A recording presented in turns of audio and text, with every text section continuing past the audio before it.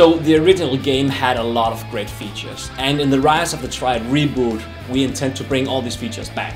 The basic level design structure, the weapons, the enemies and the power-ups are basically the same, but we also did some things to improve upon that.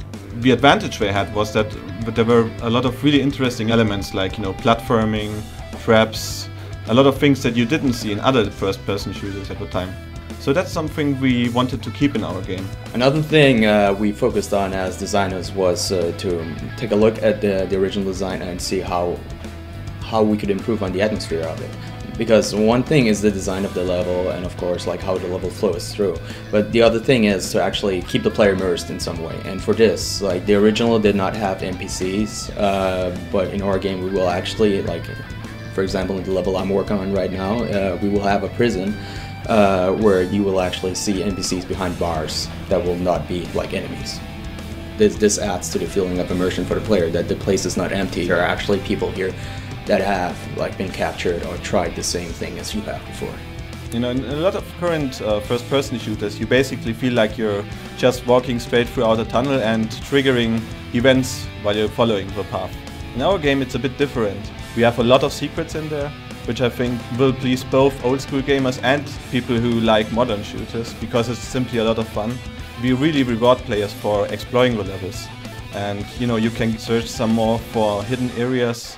That's something you don't really find that much in modern games. And one of the advantages compared to other first-person shooters is that we have all those cool traps and gadgets like, we have jump pads, we have spinning blades which can chop you into pieces, we have spikes coming out from the floor. So there's a bit of an adventure feeling to it. When we're doing level design, we're actually going through 4 steps. The first 3 steps are basically layout and documentation. It's the block out of the level, and it's the scripting. In the scripting, we basically make sure that everything works as intended, doors open as they should, events happen as they should, and everything works properly. And once these 3 steps have been done properly and tested thoroughly, we go through the 4th step, which is basically a world building or a set dressing, where we go in and making the world beautiful. The original was known for having a lot of destructible items in the game, so we're introducing destructible environments as well. So you'll be able to see a lot of debris falling off the walls when you hit them with rocket launchers. You'll be able to see jibs flying all over the place, and you'll be able to break almost every object in the game into pieces.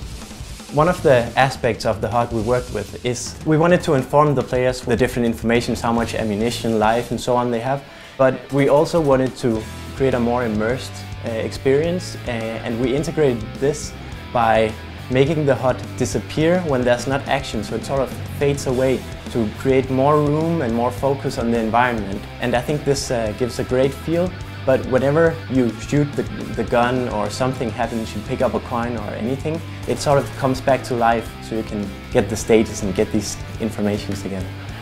When all the assets are done and they are put into the game, the environment becomes so much more real.